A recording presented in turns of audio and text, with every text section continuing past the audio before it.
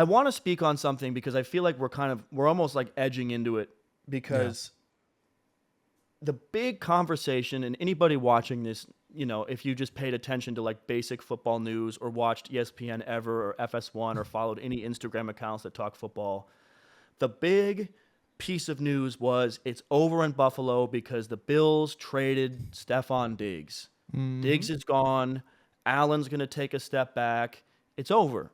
Yeah. And I think that's quieted a bit because people realized how dumb they sounded saying that. But I do want to, part of my frustration with just football narratives is like the dishonesty that travels around the world before the truth has a chance to put its pants on in the morning.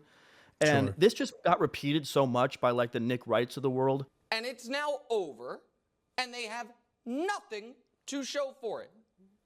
As I said 2 years ago and a year ago and today, the best win of the Bills' Josh Allen, Stefon Diggs era was a loss.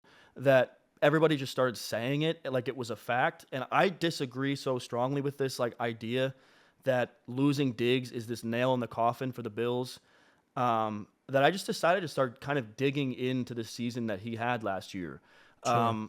So I'm just going to get into this because I have to debunk this idea. Let that chopper sing, baby. Yeah, man. So Diggs is going to be 31 this season. Diggs is in Houston now, but last year Diggs was 30 during the season. So already we're flirting with being 30 and the reality of skill positions in the NFL at that age. I'm not saying he can't be good. I'm not saying that, Keenan Allen's not good. I'm not doing that, but we're already entering a weird territory of like, as Dr. Evil said, there's nothing worse than an aging hipster, right? Nothing more pathetic than an aging hipster.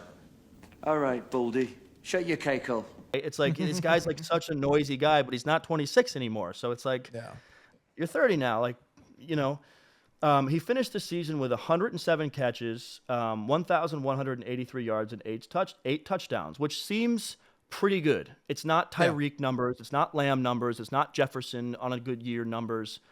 But it's like, okay, he had a good season. But you start to scratch the surface of this stat line, right? Because I just like everybody else, I looked at his stats from last year. I'm like, all right, he had over 1,000 yards. He had 8 touchdowns. He had 100 catches. Like, he had pretty good.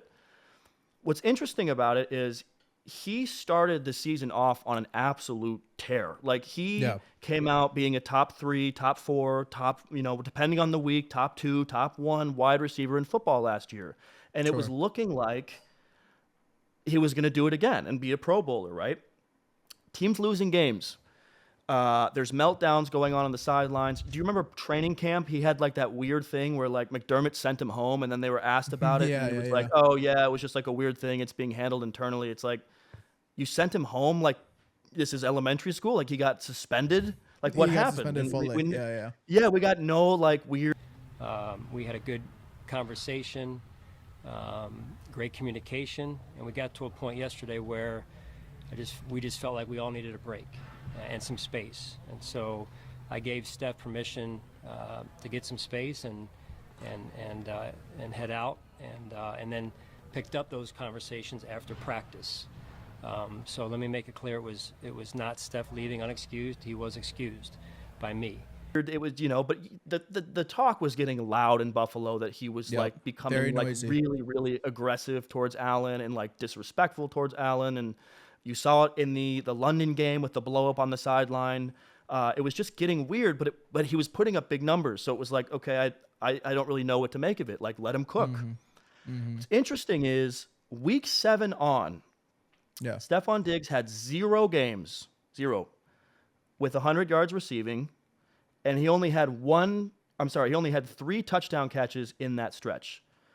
And in the final 8 games of the season, he had 1 touchdown catch. One touchdown, 8 games. So that's 4 quarters of football over 8 games that Stefon Diggs had 1 singular touchdown catch. That's crazy. And 0 games in a 10-game stretch, 10 games to finish the season out, 0 games with 100 yards receiving. I say all this to say he was kind of a non-factor down the stretch. And it really coincided and lined up kind of on time with this Joe Brady shift where we started seeing the ball and going, the running game started becoming efficient. The ball's getting spread out. Kincaid's getting involved. Shakir's getting involved. James Cook is getting involved. And Allen looked really good. And Stefon Diggs looked really fucking old and really irrelevant and really petty, really fast. I don't believe that this team is going to suffer without Stefon Diggs. I do believe that this receiving group is going to take a minute to gel as a unit independently of Stefon Diggs. Just like any group would, like last year in Green Bay, you saw the Dontavian Wicks, you saw the Jaden Reed, you saw the Christian Watson, the Romeo Doubs. These are all rookies and sophomores. It took a minute to gel. But it wasn't because Devontae Adams got traded the year before. You understand what I'm saying? It's like, I think independently of Stefon Diggs, this might take a minute to gel offensively.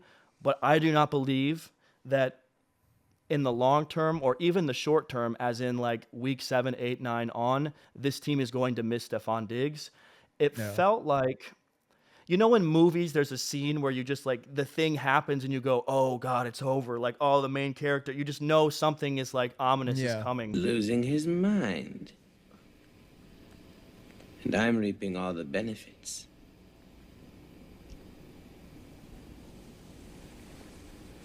There was a play towards the end of the Kansas City Buffalo playoff game last year, and Bills fans, I'm sorry to make you relive this.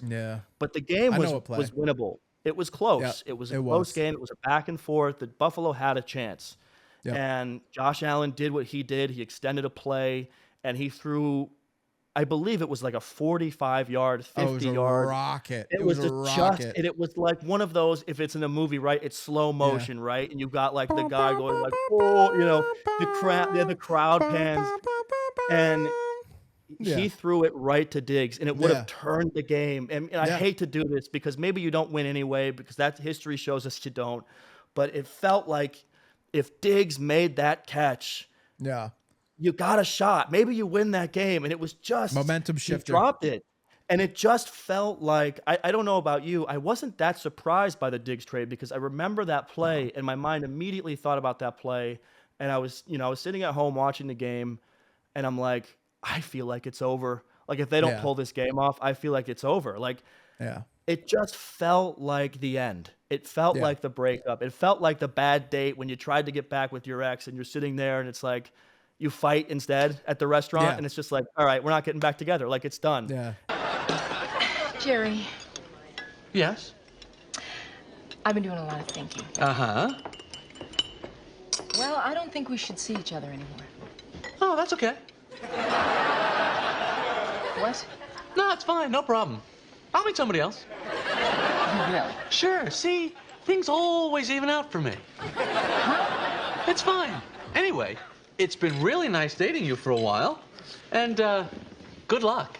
And it was just one play, it was one moment, but everything was on the line in that moment, and Diggs didn't deliver.